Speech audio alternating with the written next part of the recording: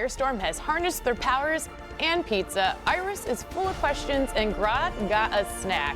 It is time for Flash Chat. Hey everyone, it's me, Just Jess, and it is time for Flash Chat. I am here with my two special guests today. This is Chase Hildenbrand. He is a director for Rising, and he's super tired this week because of all the storm coverage. Very tired. We appreciate all your hard work and that you're here and you're awake. So that's the added bonus. It's a struggle. The struggle is real. And this is Christoph Hollars, and he is the creator and founder of BatJeepster Rings. Now tell me about some of these awesome comic rings. Well, they're custom made to order, and they're all hero-inspired art rings. We're fans who make rings for fans. They're very cool, and you can find them at BatJeepsterRings.com. And you're out of Fort Mill, is that right? Yeah, that is correct. So local comic art, very awesome, and we're gonna learn more about these at the end of this episode. Let's get right into last night's big episode. We got to see Firestorm learn to harness their powers, which was pretty cool. I really thought the effects were neat on that. What did you guys think about the dynamic with Martin Stein and Ronnie Raymond bickering?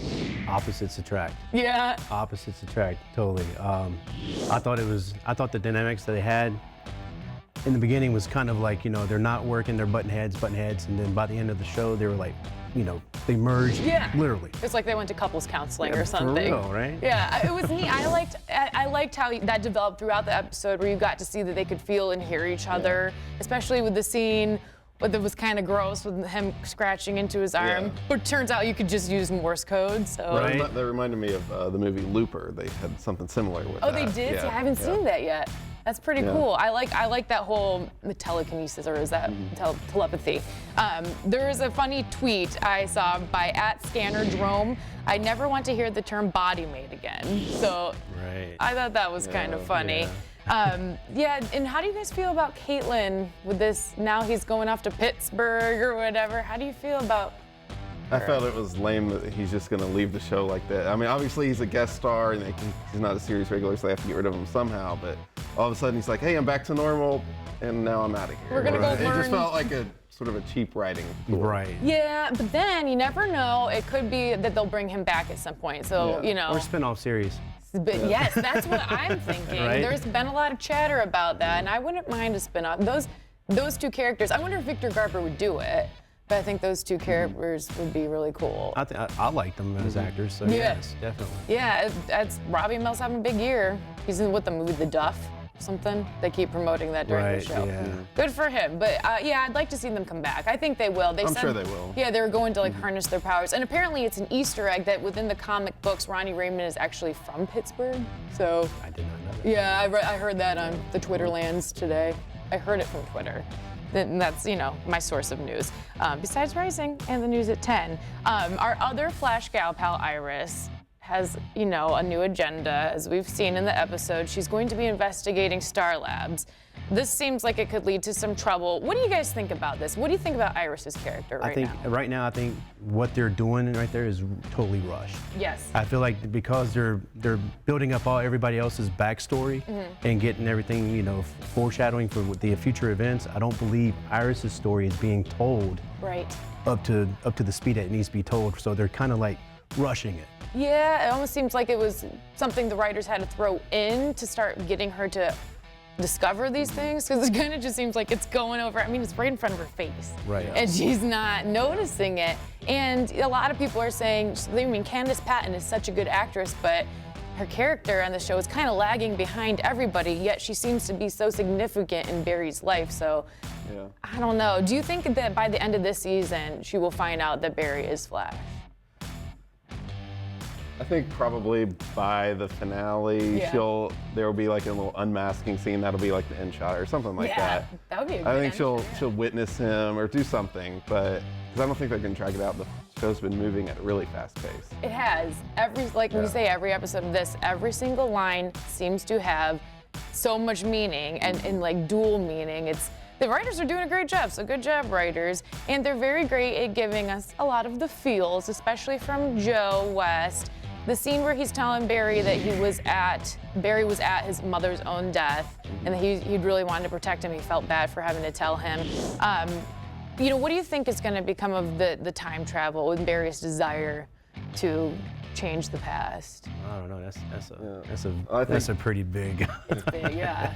I think it's going to be probably, obviously, the season finale. Yeah. And it's going to create some sort of alternate reality where in the season premiere next year, he's going to come back to the present day, but he's not going to be the Flash. Yes. He's not going to have any powers. Or something, yeah. I wonder, and I wonder if they'll do that this season or if they'll kind of work up to it throughout. Because I feel like if they do, man, that would be a huge change to the series if they're trying to figure out what to do with the Flash if he like loses his powers or something. But here's something interesting in the comic world. I don't know, do you guys follow the comics? Somewhat. I only from reading, but apparently that's Flashpoint, and that's when the New 52 became brought to life. It was Barry went back into the past and he changed the course of events so drastically. It did a whole nother world of comics. So what I think though, with Jeff Johns being a part of this show as much as he is, and being so much of Flashpoint and everything, I think they're going to switch it up. Yeah. I don't think they're going to stay so true to the comic. I think, like you said earlier, like it's going to be an amalgam. Yes. As far as like, there's going to be a mashup of this storyline. Yes. So that way it's a little something for all the readers and all the fans. Exactly. It keeps it new, and it keeps the comic readers interested in watching. And the viewers, who aren't really into the comic. Right. So that it's completely different. It's almost like a whole other world. Right. Do you think that Joe West believes when Barry is like, you believe that Wells is not involved in my mom's death anymore, right? And he was like, yeah, I do. He seemed convincing in his delivery, but okay, I didn't think so either. And I wonder if maybe he'll partner up with Iris at all, if she'll bring about these things in her investigation to her dad. I think she might say something to Eddie first. Yeah. Because, Eddie's character still hasn't been touched. In a while. Nothing. Yeah. And it's like, come on now. Yes. Well, we also don't know if Eddie, is his team still investigating the Flash, or is he pro-Flash now? He seems pro-Flash, but we don't know. So we got all these investigations going on with Eddie investigating, Joe investigating Wells, and now Iris investigating the labs. It's just like so many people are investigating each other. Yeah. Let's reveal some secrets here. Let's get there. Well, I enjoy that I love that the plot is so thick, and we keep finding more different angles. And speaking of plots being thick, obviously, Wells being sketchy at the end has something to do with we still don't know. It seems to be very ambiguous. He seems bad, but I still have my doubts that he's actually a bad guy, or if he's looking out for the greater good with Barry. As of right now, I think he's looking out for the greater good. I think he's trying to make, in his mind, Barry a stronger Flash. Yes. And he's trying to do a mentor role as a teacher from the future, or however he's a part of the future. Yeah, exactly. Well, my theory is that he is the Reverse Flash, and he fights Barry and kills his mom, and there's all these alternate realities. I think the Wells that we're seeing in the wheelchair is from an alternate reality where the Flash does something and creates a worse future. And so he's back in time. Timeline. He's back in time to sort of guide the Flash into making sure that worse future doesn't happen. Oh, that's a mind blow. I think it's going to be a lot of alternate realities when they bring in the time travel. I think so too. I think that could be a really interesting aspect of the show. It might be confusing if you're tired on the couch. Sometimes if you're like me and you're like reading Twitter, I have to rewind because I'm watching. But I mean, that would be great. You don't have to simplify it like Cisco did with Back to the Future references yes, and such. Yes, we always need Cisco. So we saw Wells at the end being sketchy Wells, and his face is out wearing the yellow suit to Eiling, which makes me think, do you think Eiling is gone for good? No, he's being controlled by Grodd telepathically. That way he can get in there and get all the information about Firestorm and everything else, and he's just gonna be a minion for right now. So he wasn't a snack? Oh no. No. I'd like to imagine he's that an he experiment now. Oh, interesting. So what do you think Wells is going to be using Grodd for then? Seems like Grodd is Wells' minion. Well, I think Grodd's going to play an important part later on. I think as for what, I don't know yet. Yeah. But I think if you look at the comics and how they play together, as far as Grodd's the responsibility or is responsible for Hunter Solomon getting his back broke and stuff like that. So there is definitely a connection there. Yeah. And like I said, it's a mashup right now. So what are they playing on? Yeah. It's still up in the air. It's up in the air. And so with Wells as, well, he seems to be Reverse Flash. And your theory was the different alternate realities of Flash, of the Reverse Flash. Do you think that Wells is the yellow Flash in the death scene? Because they tested the blood. Do you think he has some way to change his blood? I think that is Wells back in the day with the death of Barry's mom. And I think that at that point, he kills his mom, he travels back to his future, sees what it's become, and realizes he has to go back and actually work with the Flash to prevent that from happening. And see, I think. Theory, I'm sticking to it. Good. And see, what I'm thinking is when you're talking about sketchy Wells, in the sewer, whenever he's talking to the general, he's like, the general's like, so you're one of them. And then it cuts to Wells really quick, and Wells' face has a stunned look almost, and then it cuts right back to the general, and he said, a metahuman. Yeah. So to me, it was setting it up for 2 Reverse Flashes. That's interesting. See, I didn't pick up on that. You were telling me about that, and I only picked up on that. Wells says, yes, I am a metahuman, but technically he's not. If he's using the gadget for the Speed Force or whatever he is using, technically it's something in the future room, because if he has ties to the future, he just doesn't have a future room. He's got all kinds of little nifty stuff from the future. Yeah, there's got to be more than the secret closet to Narnia. Oh, definitely. Yes. So we had a big question about this. The scene with Stein where he poisons Stein with the foreboding ice cube. Stein seems, if he knows it, which I would think he did, he's a smart man, he seems to glaze over that Wells poisoned him and got him in the hands of Eiling. Well, I think totally that he should have came clean and told everybody, hey, you know, this guy almost got me killed, and he poisoned me.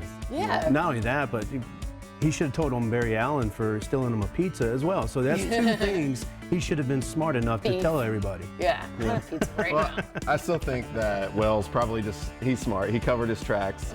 You know, if anything was brought up, he said, yeah, they drugged me too. I passed out right after you did. Yeah. And, you know, he could easily cover that up. He could. It's interesting. I mean, really, it doesn't seem like Stein's suspicious at all. There was no indication of that.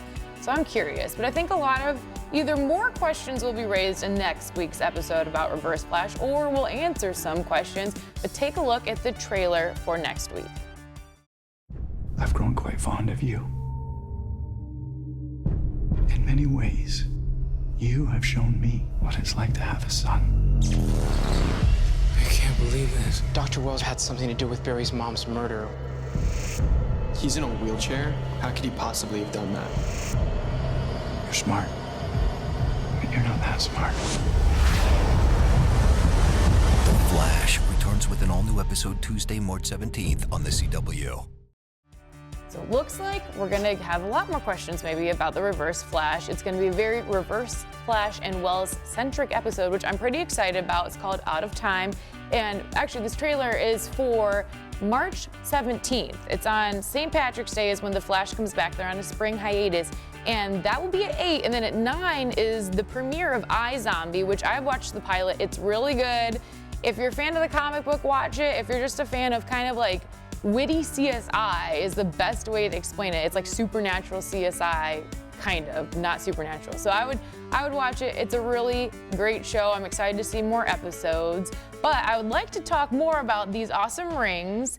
So tell us, you told me you've collaborated with some big names on some of these rings. I have. I've actually made a ring for Stan Lee. This particular ring right here, I don't know if you can see it from there, but it's got 13 images on it. Everything from Spider-Man to the Incredible Hulk to the Silver Surfer. And technically the Captain America's on there as well, even though Stan Lee didn't create Captain America, but he revived him as far as like back into the comic scene back in the 60s. We've also done a ring for Todd McFarlane, a Spawn ring with chain link band. Great guy. Yeah? Both Stan Lee and Todd McFarlane, great creators. And Stan seems like a really fun dude. He is. He really is. He's a great guy, and all the people that work with him, phenomenal. Yeah, you'll need to get Adam West to make a ring with you. Well, you know, we've actually made one for Adam West, but he hasn't got it yet. Interesting. It's a Batman utility belt ring. All right. Because you know but Bat Shark repellent is not included. Okay, good. And you've got some awesome Flash ones. I do. This one's the Reverse Flash ring. I like these. I'm just gonna go right ahead. Go right ahead. I don't know if you guys can see them. Hold it up.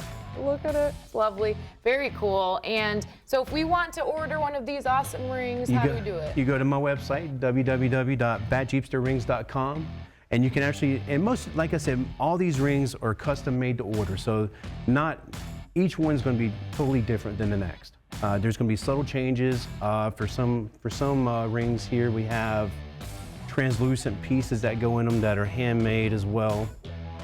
So cool. The detail is so neat. The colors are so neat. Some have gems.